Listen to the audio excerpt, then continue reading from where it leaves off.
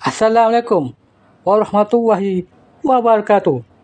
Allahumma salli ala Muhammad wa ali Muhammad.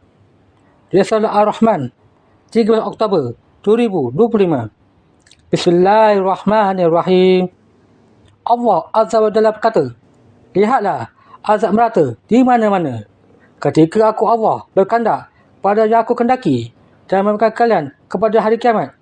Musuh-musuh agamaku akan bangkit dan akan menenggelamkan kesaksianku.